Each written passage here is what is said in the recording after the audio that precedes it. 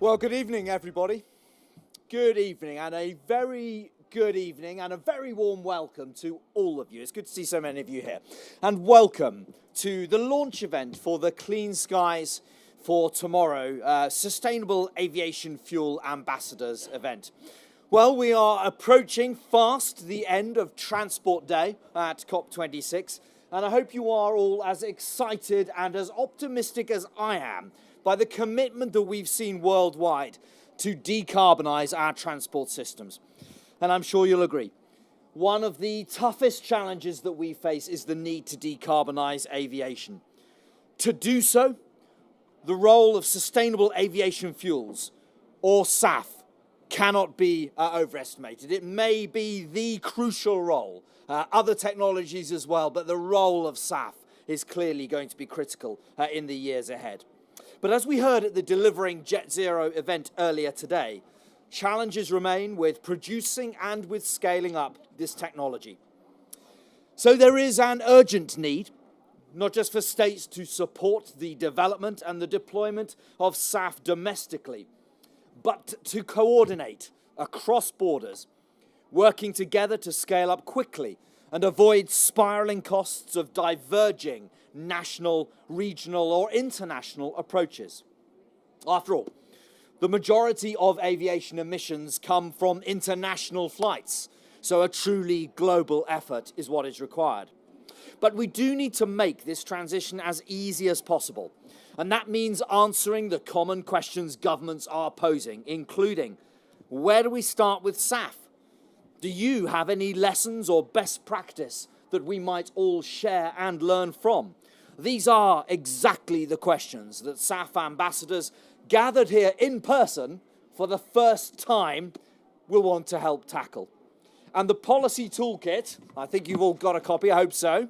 There it is, the policy toolkit, launched recently, just today, is the first part of this effort. And the toolkit is the culmination of the experiences of the SAF ambassadors, each at different stages on their SAF journey. It provides practical advice on how to deal with challenges around developing SAF policy and kickstarting those vital SAF markets.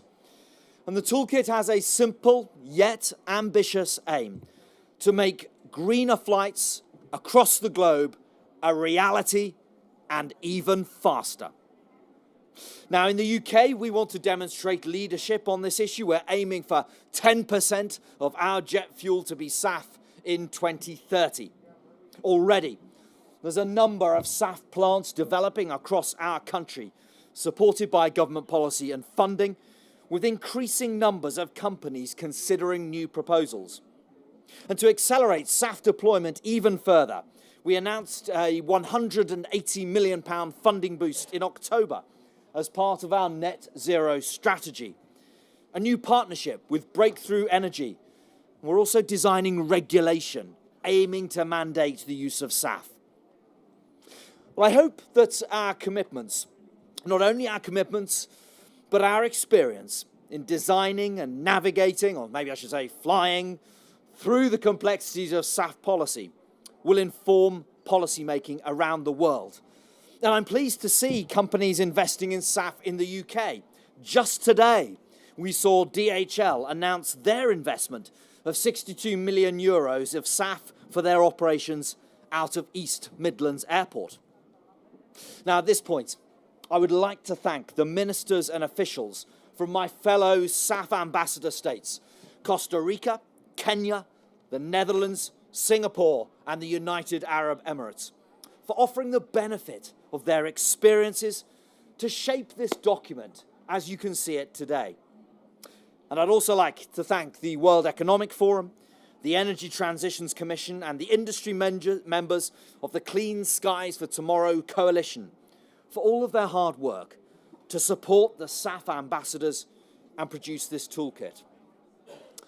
But after today's launch, the hard work begins. We need to capitalise on the fantastic work of the SAF ambassadors by committing to implement these policies and to welcome others to join us. But the primary purpose of today's event is to launch the work done so far and to kickstart the conversations about policies that can be taken forward not in 2030 or in 2040, but now. And I know the actions that my fellow SAF ambassadors are already taking forward or are considering will provide valuable inspiration, as will the pioneering work of industry in this area. Earlier today, we heard that now over 80 companies in the Clean Skies for Tomorrow coalition have pledged to work together to reach 10% of global jet aviation fuel supply by 2030. Ambitious commitments such as these are crucial for paving the way for the realization of SAF use, and we'll hear from some of those leading companies shortly. But first, it gives me great pleasure to introduce Faustine de la Salle, Director of the Energy Transitions Commission, who will briefly walk us through the content of the SAF Ambassadors Policy Toolkit. Faustine, the stage is yours.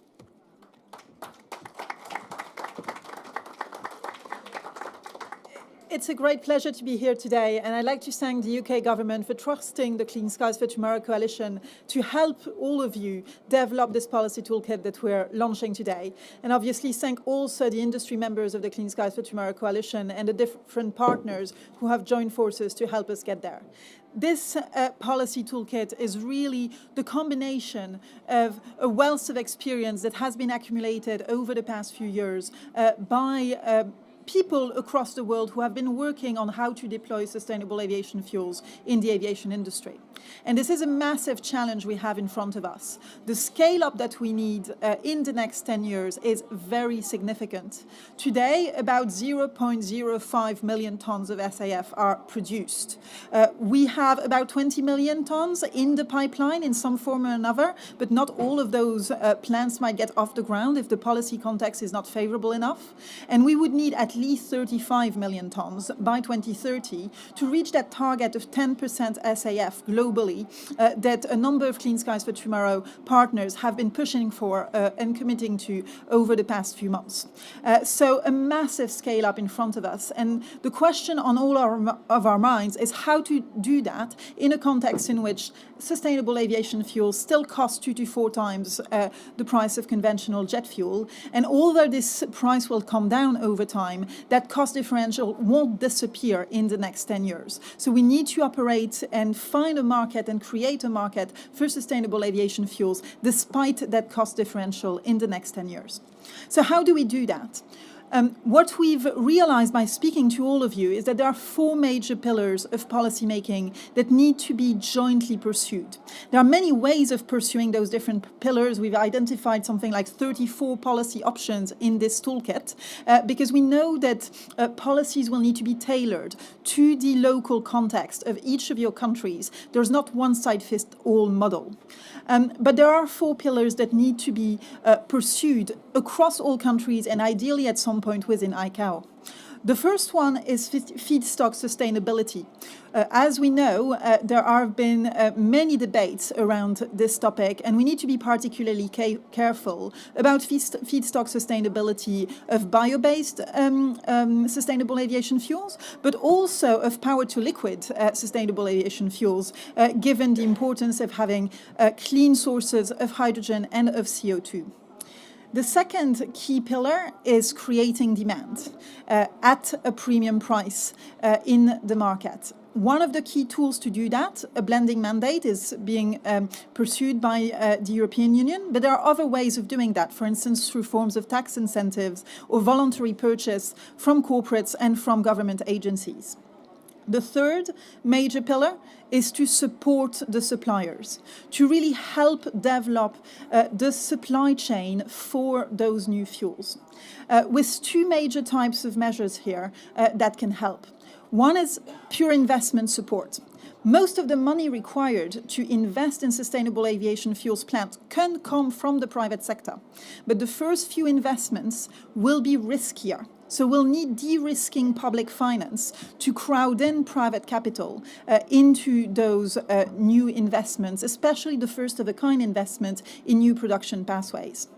And the second dimension of that supply-side support is potentially bridging the cost gap between those sustainable aviation fuels and the conventional jet fuel, for instance, with instruments like contracts for difference. And then the final fourth pillar that we've identified is enabling measures, in particular a book and claim mechanism, which will create more fluidity in the market, enable players to buy SAF credits, but not necessarily have to go through the very complex machinery and logistical machinery of getting the fuel exactly in the plane where they are flying. So those four pillars are really important. They can be pursued by first movers, and that's the reason why you're all in the room today. They can also and should at some point be harmonized, because the greater the harmonization across countries, the greater the level playing field and the ease for the industry to evolve at a fast pace. So we're really looking forward to pursuing our work with the SAF ambassador countries, both to understand how to pursue that harmonization across those different countries, to bring new countries on board with those principles, but also for those countries who would like to deep dive with you on how can we tailor that general policy toolkit to the specificities of your region. Thank you very much.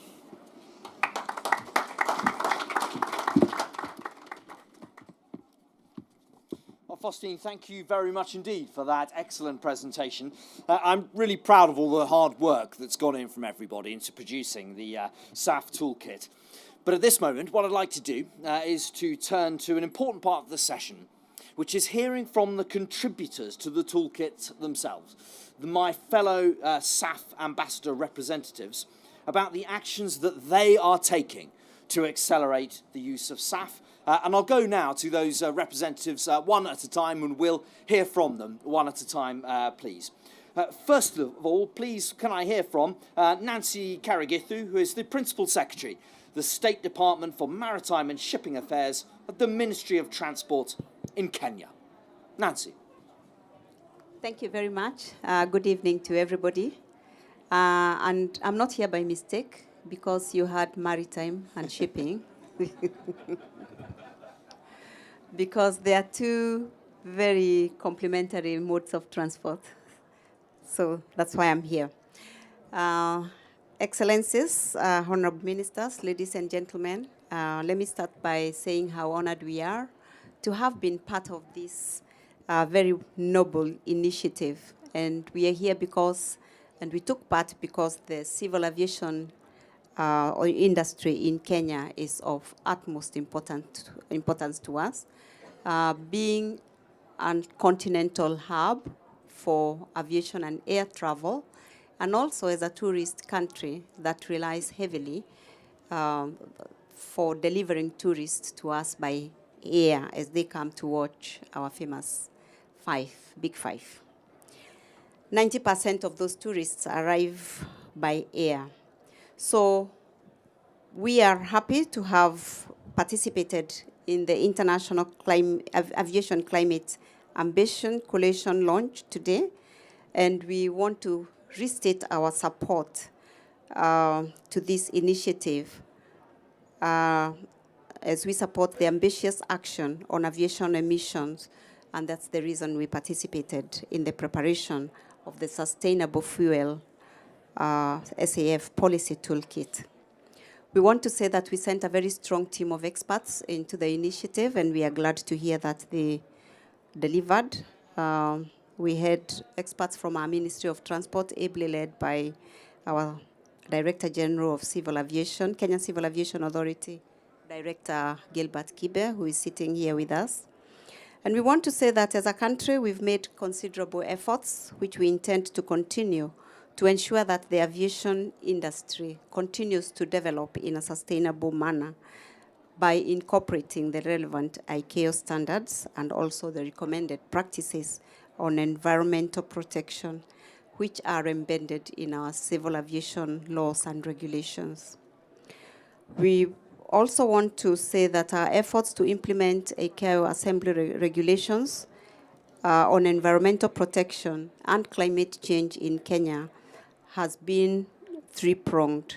The first one is having developed and implementing the state action plan. We decided to voluntarily participate in the carbon offsetting and reduction scheme for international aviation, beginning the year 2021, which we expect to run to the year 2023. And at the moment, we've developed regulations for COSIA, which are at the final stages of enactment within our parliament, and they should be in force shortly. We are proud of ICAO EU assistance, through which we've commissioned a study on the feasibility of commercial SAF supply chain, and we are looking forward to the success of that.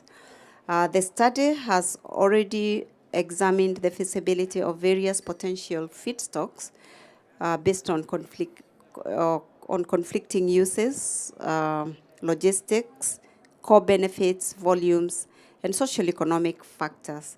That study has identified paths and required actions that could be pursued in order for relevant stakeholders to develop a viable SAF industry. So we are keeping our hopes alive, and we've already started seeing pointers as to where this will lead us, because that study has identified key barriers also and presented us with fact-based outcomes that will assist stakeholders and prepare business and policy recommendations. As implementers of SDG 7 on clean energy development, on renewable energy, energy efficiency, energy access and affordability, through our brother Ministry of Energy, we are implementing the energy policy that was developed and adopted in the year 2018, as well as the Energy Act that followed enactment in 2019. And this covers development and use of biofuels. We reiterate our support as a country to low carbon climate resilient development pathway in order to contribute towards attainment of ambitions in the Paris Agreement through the Clean Skies for Tomorrow SAF Toolkit policy. This will include the promotion and implementation of clean, efficient, and sustainable energy technology in order to reduce the over-reliance on fossil and non-sustainable biomass fuels for net zero aviation emission for society as well as the planet. We believe that the toolkit presents us policymakers with a range of policy options and related considerations that will assist them in taking the necessary steps to support the scaled production and use of SAF.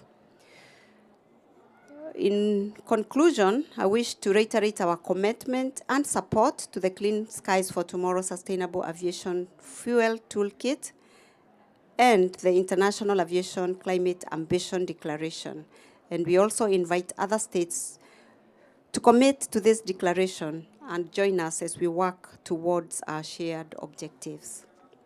Allow me once again to leave you with a quote from one of our most famous daughters, Wangari Maathai, Nobel laureate, who said, "We should always be like a hummingbird. I may be insignificant, but I certainly don't want to be like the animals watching as the plant goes down the drain. I will be the hummingbird. I will do the best I can, however little it is." So the global challenge on climate change requires that of us as citizens to ask no less of our leaders and also ourselves to deliver whatever we can. Nothing is insignificant. Thank you.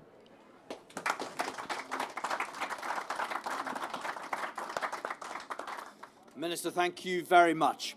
Well, I now come to the contribution from the Netherlands.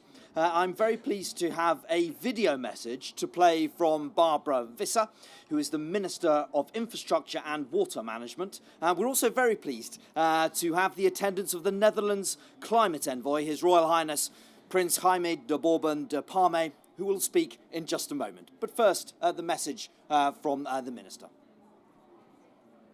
Good evening, ladies and gentlemen, distinguished participants, and thanks also to my UK colleague, Minister Robert Courts, for hosting this launching event for the Policy Toolkit.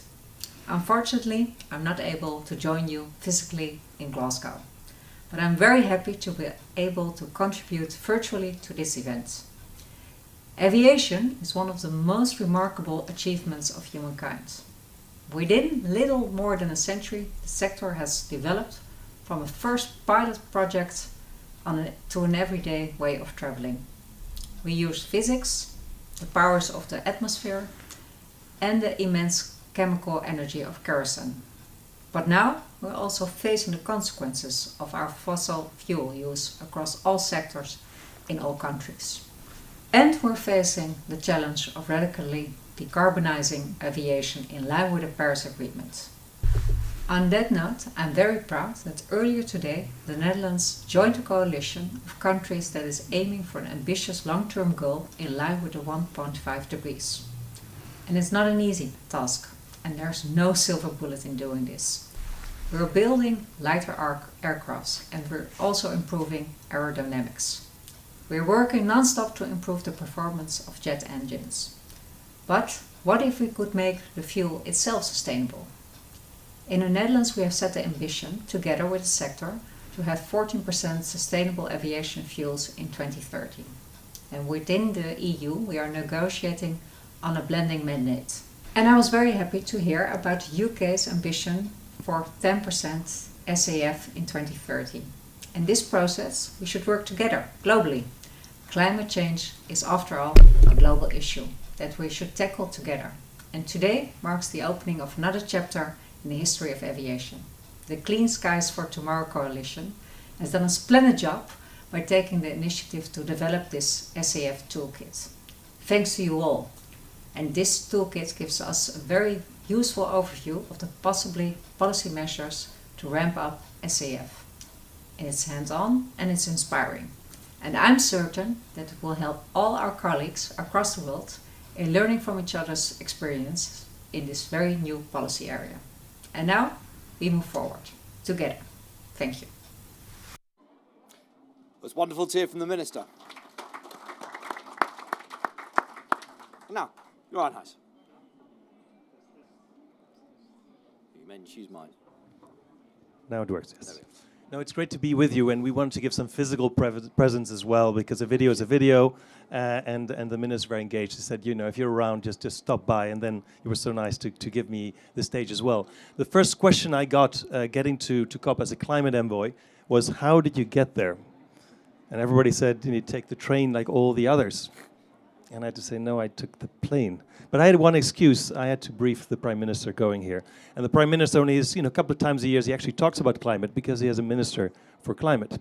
So it's only at the COP, at G20, those moments where a Prime Minister actually discusses these things. So he needed the briefing. That was my excuse. But please help me get over my shame of flying. I've had to promise that I'm going to say no to 2/3 of the requests to travel abroad. So if I have to go somewhere for a speech of 20 minutes, I won't fly.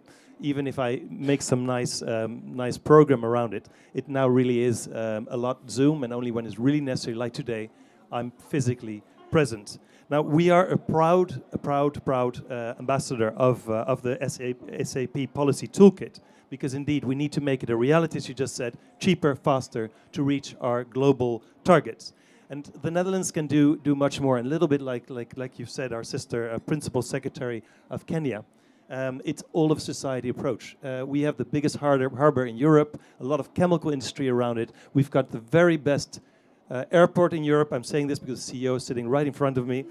The oldest airline in Europe, I think one of the oldest, and wants to be around for a long time. So this needs to happen, but let me add diplomacy to it. I'm a climate envoy.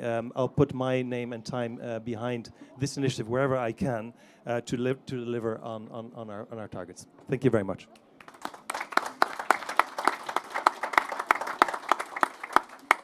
Your Royal Highness, thank you very much, and thanks for coming to speak to us today. It's wonderful to have you here. Could I turn now to Mr. Yap Bong Heng, who's a senior advisor from the Ministry of Transport in Singapore. Sir. Well, thank you very much, Minister. At the start, let me, on behalf of the Singapore government, thank the World Economic Forum and the United Kingdom government for establishing the SAF Ambassadors Group. We are certainly very pleased to be part of it. I would also like to thank all those who have been involved in the hard work in putting together the policy toolkit. It will certainly be a useful reference and guide for everyone. Now, as we all know, aviation is a vital part of the global economy and of economies around the world. Hence, with the COVID-19 pandemic, I think countries are all working to the utmost to revive aviation. But at the same time, there is clear recognition that climate change is an existential threat. And I would say that for Singapore, as a small island country, we are particularly vulnerable. And hence, as we looked into the recovery of aviation, many see this as an opportunity to make aviation more sustainable. Now, SAF is a critical enabler of decarbonization. The International Air Transport Association and its member airlines have committed to a very ambitious emissions reduction goal. And they recognize that SAF is going to help very much in meeting the goal. The International Civil Aviation Organization, ICAO, has also set a 2050 vision for SAF. And as we look around the world, the supply of SAF and the demand from airlines are steadily increasing. But of course, I must admit that there are still many challenges that we have to address in the advancement of SAF. Now, for Singapore, we are now rebuilding Singapore as a major international aviation hub. I mean, we have been very badly hit by the pandemic. But as we rebuild our air hub, we are also going to give emphasis to sustainability, both in terms of our recovery as well as our long-term development. And here, again, SAF is going to be a key part of Singapore's sustainable air hub agenda. And what we have found is that with a strong and clear commitment of the government to SAF, it is a strong signal to the industry and other partners to rally around to build an ecosystem to advance SAF. So we and the industry players have conducted a study on the operational and commercial feasibility of the provision of SAF at Singapore Changi Airport. We are now studying the findings and reviewing them.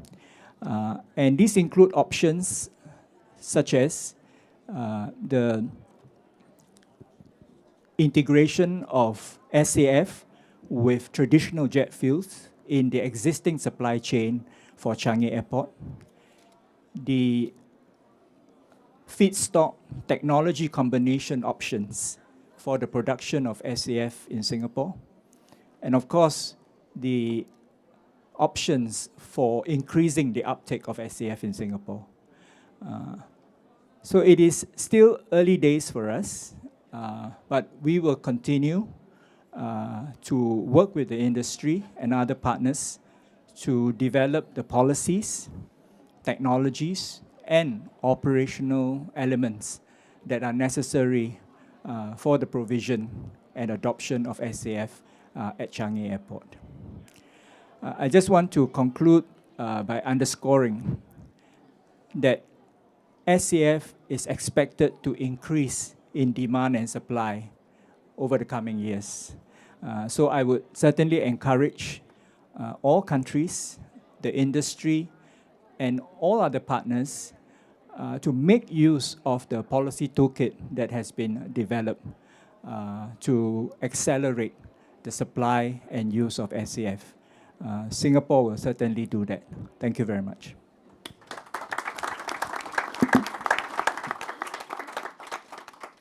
Sir, thank you very much. And may I now turn to Mansour Abdul, the United Arab Emirates Ambassador to the UK. Ambassador, please. Hello. Am I on? I think it's on. If not, Can I start first, Minister, on behalf of the UAE, thanking you really for hosting this important event. It's a great honour really to be able to say a few words in my capacity as the UAE Ambassador to the UK about this vital task of making a cleaner, greener and more sustainable future for everyone. Looking after the environment is something we've been doing for a long time in the United Arab Emirates. It goes back to our founding father, His Highness Sheikh Zayed, who was a tireless advocate for protecting the environment. Back in the 1970s, he was supporting groundbreaking projects to protect the natural world. We're still guided by his vision. It permeates everything that we are doing to tackle climate change in all sectors of our economy, including air transport. Recently, we announced our net zero strategy, becoming the first state in the MENA region to do so, and we will spend 163 billion to reach this target. In the last few days here at Glasgow, we have announced a 1 billion contribution to the Agricultural Innovation Mission for Climate. We have committed significantly to new global financing to accelerate transition to renewable energy in developing countries, and we signed up to the Global Methane Pledge. We announced the hydrogen roadmap that sets out how we're going to develop a thriving hydrogen production industry, and we have pledged to plant 100 million mangroves by 2030. And we are the first Arab country to have an emissions-free nuclear power station producing clean energy. As everyone knows, and quite rightly pointed out by my colleagues' words, aviation is a challenge, and particularly so for the UAE, which plays a vital role in terms of global connectivity. But we are working hard to find ways to decarbonise the sector whilst keeping the world flying. Since 2016, we have been an official council member of the ICAO Organisations Committee on Aviation Environmental Protection. Since 2011, we have participated in many events, conferences, task forces organised by the ICAO. And today we have more than 30 of our top experts working with their counterparts from around the world on exciting new projects that will significantly make flying cleaner. That includes working on breakthrough aviation fuels capable of significantly reducing carbon emissions from aircraft. In 2018, the UAE Civil Aviation Authority submitted its state action plan to the ICAO. It was recognised as being amongst the most comprehensive plans anywhere in the world. It was a great opportunity for the UAE to demonstrate what it has already achieved in terms of reducing CO2 emissions from the sector. And it also points to our future ambitions to accelerate the take-up of low-carbon aviation fuel and sustainable aviation fuel.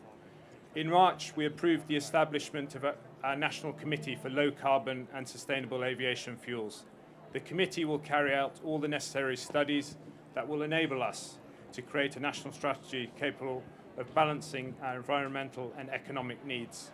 In April, we joined the UK and the World Economic Forum in the Clean Skies for Tomorrow initiative. I want to reaffirm that this involvement will continue in the coming phases.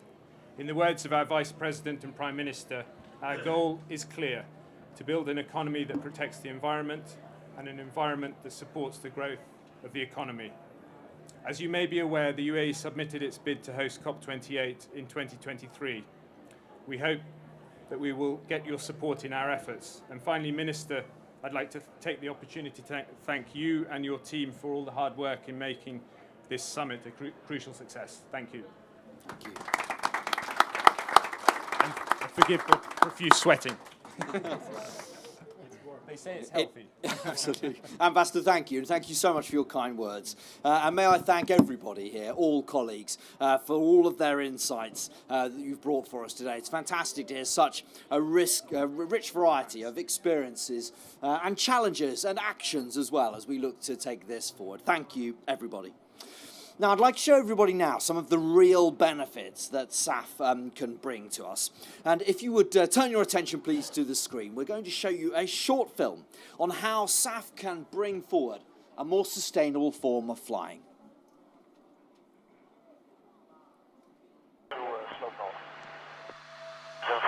Step 4, hop over, slope not approved. Take off for runway, approach 4, clear takeoff left hand.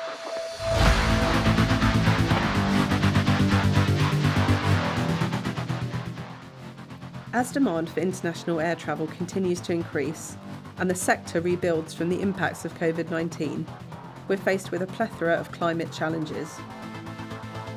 We have the responsibility and opportunity to propel the international aviation sector into one that takes bold action to tackle emissions and ensures we meet our global temperature goals. This is now the sector's greatest strategic priority. Success will come from a combination of new technologies and policies. Sustainable Aviation Fuel, or SAF, is a key measure that will play a vital role in decarbonising aviation, particularly for long-haul flights, which are expected to remain reliant on liquid fuels for decades to come. SAF offers life cycle emission savings of over 70% compared with conventional jet fuel, and co-benefits for air quality due to lower particulate emissions.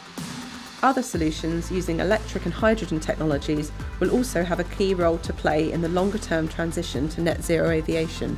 But SAF has enormous potential as a drop-in solution, compatible with existing aircraft, engines, and airport infrastructure, providing a significant, practical, and commercial advantage compared to other decarbonisation options. SAF is essential to accelerate the decarbonisation of the sector. SAF can also provide economic opportunities in all world regions and support a more diverse and secure energy supply for aviation. Numerous pilot projects and first-of-a-kind SAF plants have demonstrated that SAF production and delivery is possible. As of mid-2021, airlines have operated more than 365,000 commercial flights using SAF, and future purchase agreements total over $7 billion. The global aviation industry is at a critical juncture. Rapid progress in the development, production, and uptake of SAF that is sourced and produced sustainably is needed for the sector to maximise its potential and tackle its climate impacts. The Clean Skies for Tomorrow Industry Coalition and the SAF Ambassadors Group of Governments were founded on the principle of collaborative, ambitious action, allowing experiences to be shared and innovative approaches to be found and considered for adoption. Together with industry and through international cooperation, governments can support the scaling up of SAF and promote its uptake, so that SAF becomes the fuel for the future, ensuring a sustainable, responsible, and thriving global aviation sector fit for the future.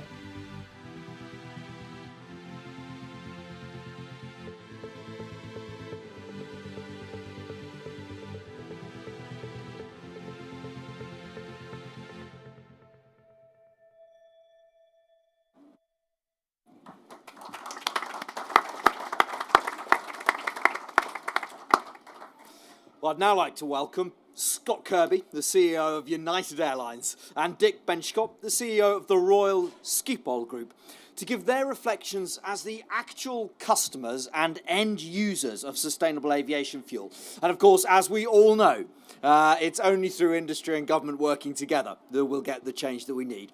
Starting first, please, Scott, floor's yours. Thank you, Minister and Ministers, for inviting me here. It's great to be here in the UK with all of you. And as I start, I will also say, on behalf of myself, United Airlines, and frankly all Americans, it is wonderful to welcome our friends back to the United States. It's been great to see.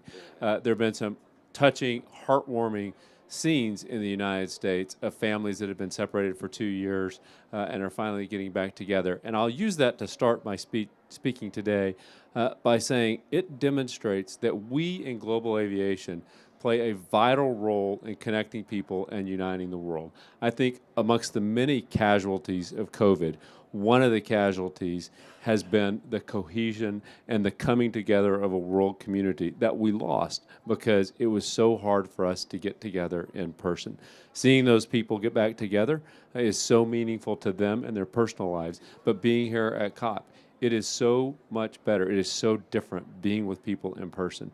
This has been a wonderful several days for me, but much of what's been great about it have been the running into people in the hallways here, the going to dinner and the conversations that you have at small dinners. And we cannot do that if we're not together as people. And as the global community needs to come together even more, we have to be able to understand each other, and you can't do that if you're trying to do it over Zoom. You cannot do it unless you're there in person. And so that means we in global aviation, I would argue, have an obligation to continue connecting people and uniting the world, but we also have an obligation to do it responsibly and to do it in a net zero way. The biggest challenge our globe faces, which probably everyone here agrees with, is climate change. We have an obligation to the future generations, even to ourselves, as the world is changing. I have 7 children. I view this as one of the most important things I'm going to do in my career is to leave a pathway to a better world for them. And while aviation is important, it is hard to decarbonize because we need high energy, aircraft, fuels on our aircraft in order to fly them long distances with a lot of people on board. And sustainable aviation fuel is one of the most important elements for getting us there. The good news is that it is doable. Everything you've heard today, it is doable. We understand the science. This is not new science. We understand the science. What we need is government policy that creates the right framework, the right foundation. In the United States, the Blender's Fuel Credit, I just came from another panel where I said it's the most important thing that's going to happen in the next year is getting that legislation done in the United States and similar in other places. Because if we do that, it creates the environment, it creates the foundation. The demand, we don't have a demand problem, we have a supply problem. We need to be able to commercialize and build the number of sustainable aviation fuels with multiple feedstocks that are not harmful to the environment, but the right kind of feedstocks that are otherwise waste but this is a buildable industry. But if we get the right framework from the government, we've all seen the billions of dollars that are available walking around these halls looking for projects to invest in. And if we get that framework from the governments with the long-term certainty, it exists. At United Airlines, we're doing it somewhat on our own as much as we can. Today, our commitment to sustainable aviation fuel is actually more than double all of the rest of the world's airlines combined. That's because I personally take this very, very seriously and want to make a difference. I hope when I see you at the next COP meeting or the COP meeting perhaps in the UAE in 2 years from now, that's no longer the case, because every other airline has caught up and passed us, and we're not competing. This isn't a competitive issue, that we're not competing on SAF, but that we're working together with each other, with governments, with suppliers like LanzaTech, to build this industry, because we know how to do it, and we have to do it, because the risk of failure is not just what it means to the climate, it's what it means, I would argue, to our global community if we start to do things like pull back from connecting and uniting with people. So I am leaving COP more optimistic than I've ever been, because I can also tell you, as someone who gets to be in a lot of rooms with a lot of CEOs from a lot of different industries, a lot of politicians from around the world and from all sides of the political spectrum, lots of NGOs, the conversation today, whether it's here at COP or the conversations leading up to this, is so different than it would have been just 2 short years ago. It is now an acknowledgement. Not everyone maybe wants to do it, but whether there are a lot more people want to do the right thing for climate change, but whether they want to or they believe they have to, there's really no argument anymore about the necessity of addressing climate change and taking real action. And that is a huge, important point. And all of us being here together in person, I leave more optimistic because I've talked to so many people who I wasn't sure what side of the divide they would have been on, and leave optimistic because so many of them are wanting to do the right thing. And once we have the will, we'll figure out the way. So thank you for inviting me, Minister. Thank you all for everything that you're doing and will do to support this industry and really keep the world connected, but doing so in a responsible way.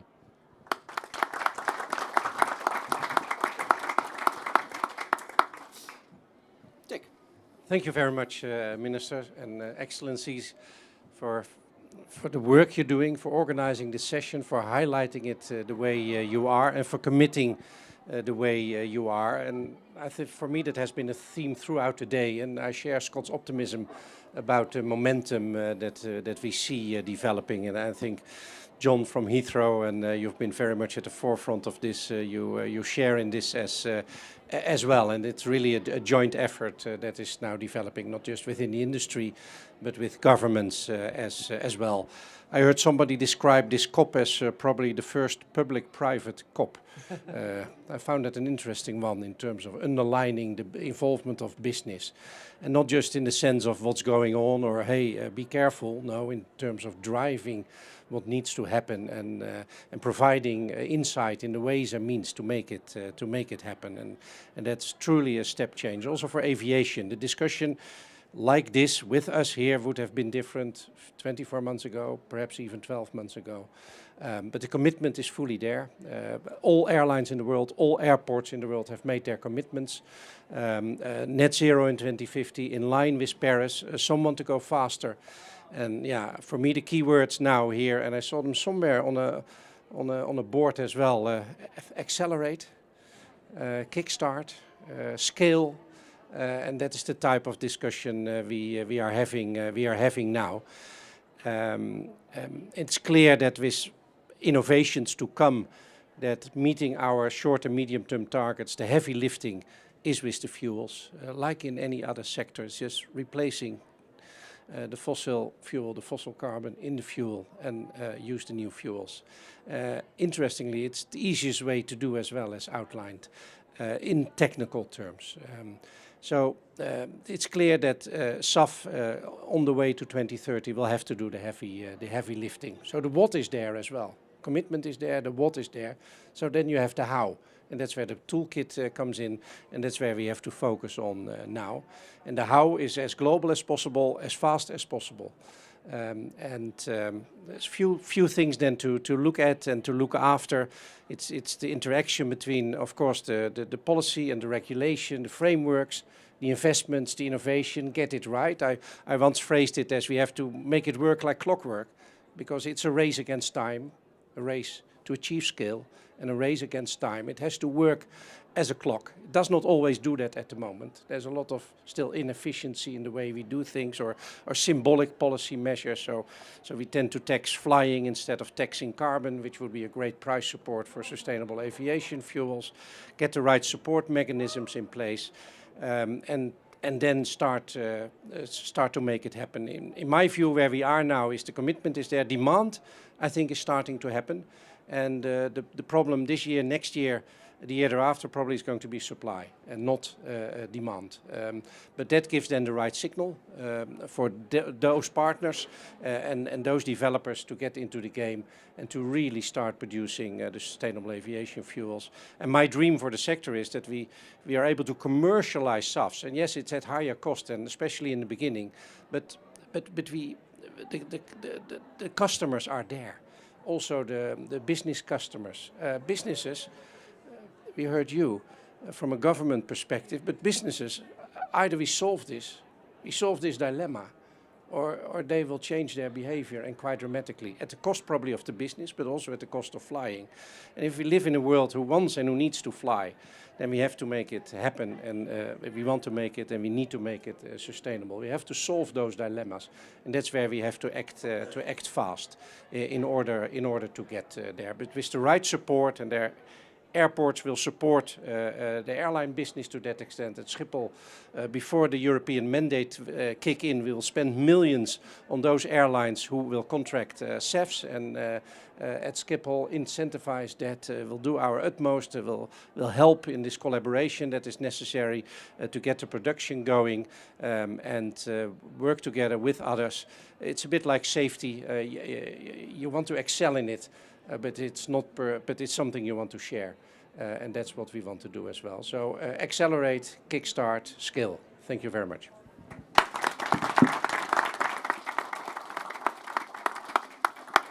Well, could I just thank both of our industry representatives for those wonderful remarks, which were personal, inspiring, so much we can all relate with in everything you said there, as well as practical, as well as telling us what we need to do to go to the next step. So thank you very much to both Dick and Scott for those truly inspiring remarks, which will drive us all forwards over the course of the next few years.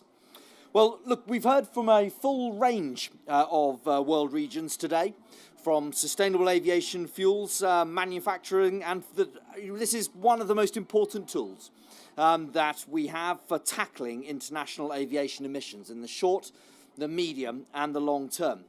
And the launch of today's policy toolkit represents an important milestone for supporting states and supporting industry in the acceleration and the deployment of sustainable aviation fuels in their states and regions. And once again, thank you to all of the SAF ambassador governments, the World Economic Forum and the Energy Transitions Commission for their leadership in developing the toolkit. It's also been fantastic, as I say, to have heard from industry voices this evening on the important role, the critical role that industry has in this journey, and how governments and industry and civil society can work together, because it's only through working together that we will come up with solutions to these challenges. Now, after today's launch, the work of today's group will continue, and we look forward to states continuing to be true ambassadors for SAF by championing it in their regions, by exploring ways in which we can practically apply the tools we've heard about through today. And we'll also look forward very much to continue working with our industry partners through the Clean Skies for Tomorrow coalition. We know we have a huge challenge ahead of us, but we're all determined to realise the benefits of a thriving, sustainable aviation sector for society, for the economy and for the planet. Well, I propose that now we bring this part of this evening's event to a close, and I'll welcome you all to continue the conversation we've been having upstairs, where there will be drinks and light refreshments being served. Thank you very much, everyone, again, for your time, for your attention, your care, your passion, your dedication. Thank you.